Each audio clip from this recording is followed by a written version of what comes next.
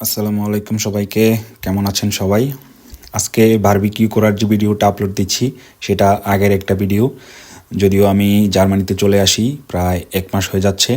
তো আমি যখন ঢাকায় মেসে ছিলাম তখন আমার মেসের ফ্রেন্ডদের সাথে মূলত এই বারবিকিউ পার্টিটা করি। তো প্রথমে আমি এবং আমার ফ্রেন্ড তৌহিদ ও জনি চলে আসি আমরা রায় সাহেব বাজার থেকে আমরা তেল, লবণ, সস, মশলাপাতি, বারবিকিউর জন্য যা যা লাগবে সব কিছু কিনে নেই।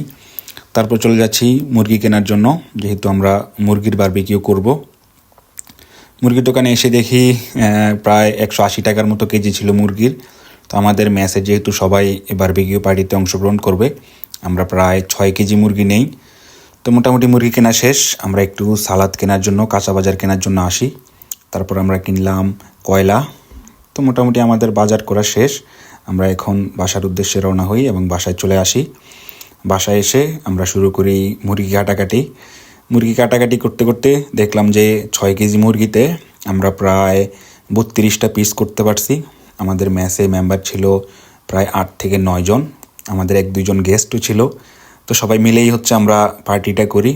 আর এখানে যে বিড়ালটা দেখতে পাচ্ছেন তহিদের সাথে, এটা আমাদের বাসার একটা বিড়াল, যদিও সে কিছুদিন আগে মারা যায়। এই বিড়ালটাকে আমরা সবাই এতই ভালোবাসতাম যে বিড়ালটা যখন অসুস্থ হয়ে মারা যায়, আমাদের মেসের অনেকে এই বিড়ালটার জন্য কান্নাকাটি শুরু করে দেয়। বিশেষ করে তহিদ এটাকে লালন পালন করতো, সে অনেক বেশি সেট হয়ে যায়। এদিকে আমার ফাঁকিবাজ ছোট ভাই ইমন, সে আসছে কাজ করতে, বিশাল একটা কাজ করে ফেলছে, মশলার প্যাকেট খুলে দিছে। তো আমাদের মোটামুটি বারবিকিউ এখন মেরিনেট করা লাগবে। আমাদের যেহেতু মুরগির কাটাকাটি শেষ, তো এখন আমাদের মেরিনেট করে সেটা রেখে দিতে হবে। সেজন্য আমরা যে মশলাপাতি লাগবে মেরিনেট করার জন্য সেগুলো একসাথে করতেছি। আমরা প্রথমে বারবিকিউর মশলা দিয়ে দিই, তারপর যে বারবিকিউর সস ছিল সেটা দিই, তারপর পরিমাণ মতো লবণ, তারপর সামান্য একটু পানি, তারপর একটু তেল, যা যা লাগবে সব কিছুই দিয়ে দিই। তারপর আমরা একটা একটা করে মুরগির পিস এখানে দিয়ে এগুলো একসাথে মিক্স করে নিচ্ছি। মিক্স করে নেওয়ার পর প্রায় 45 মিনিটের মতো আমরা মেরিনেট করে রাখি। এদিকে আমার ছোট ভাই টিউশন থেকে এসেই আমাদের সাথে কাজে লেগে যায়। সে একটা একটা করে ইট এনে দিচ্ছিল, এর পাশাপাশি আমিও ইট এনে দিচ্ছিলাম। যখন ইট দেওয়া শেষ তখন আমরা কয়লা দিয়ে দিচ্ছি। এখন কয়লাগুলোতে আগুন জ্বালাতে হবে। কয়লাগুলোতে যখন আগুন জ্বালানো শেষ তখন আমরা বারবিকিউর জন্য যে নেট বা জাল লাগবে সেই জালটা বসিয়ে দিচ্ছি। নেট বসিয়ে দেওয়ার পর আমাদেরকে এখন মুরগিগুলো উপরে দিয়ে দিতে হবে। আমরা যেহেতু 30 থেকে 32 পিস মুরগি বারবিকিউ করতেছি, সেহেতু আমাদেরকে 2বারে সেগুলো দেওয়া লাগবে। প্রথমবারে আমরা 17 থেকে 18 পিস মুরগি দিয়ে দেই। তো আমি আর তহিদ মূলত এই কাজটা করতেছিলাম। এরপর আমাদেরকে পাখা দিয়ে বাতাস করতে হবে। যখন আমরা পাখা দিয়ে বাতাস করি তখন আগুনের হিট, মানে আগুনের যে তাপটা সেটা বেশি হবে। সেটা বেশি হলে বারবিকিউটা একটু তাড়াতাড়ি হবে।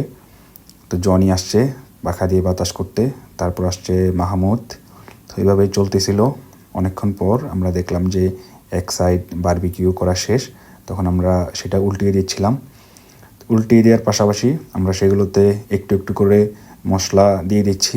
ম্যারিনেট করার সময় যে মশলাটা আমরা তৈরি করেছিলাম সেটা একটু একটু দিয়ে দিচ্ছি। তো আমাদের প্রথমবারের যে 17-18 পিস সেটা শেষ। এখন আমরা পরের বারের যে 16-17 পিস বাকি আছে সেগুলো বারবিকিউ করতেছি। এখানে মূলত তৌহিদ এবং মাহমুদ অনেক ভালো কাজ করছে। তো এই তো আমাদের বারবিকিউ করা শেষ, এখন আমরা খাবো। সবাই মিলে একসাথে বসে মেসে খাওয়া দাওয়ার করার মজাই আলাদা। এখানে আছে ইসাক ভাই, জনি। ইসাক ভাই ইউকেতে আছে এখন। তারপর আমার বন্ধু সজীব, তারপর ওই যে আমার ফাঁকিবাজ ছোট ভাই ইমন, তারপর এদিকে মাহমুদ, তৌহিদ। এদিকে আমি খাবারটা অনেক বেশি এনজয় করতেছিলাম। আমি জানি না কেন, হয়তো আমি বেশি কাজ করা লাগছে এবং আমার সাথে তৌহিদও বেশি কাজ করছে, সেই কারণে হয়তো বেশি মজা পাচ্ছি আমি খাইতে। তো মোটামুটি আমাদের মেসে এভাবেই চলে। অনেক দিন পর পর একটা পার্টি হয়, সেগুলো অনেক মিস করি আমার ফ্রেন্ডদের সাথে, ছোটো ভাইদের সাথে। এই স্মৃতিগুলোই হয়তো থেকে যাবে। আমরা হয়তো দূর থেকে ওদেরকে মিস করতে পারবো, এগুলো দেখে একটু সান্ত্বনা পাবো। যাই হোক, সবাই ভালো থাকেন, দোয়া করি। আল্লাহ হাফেজ।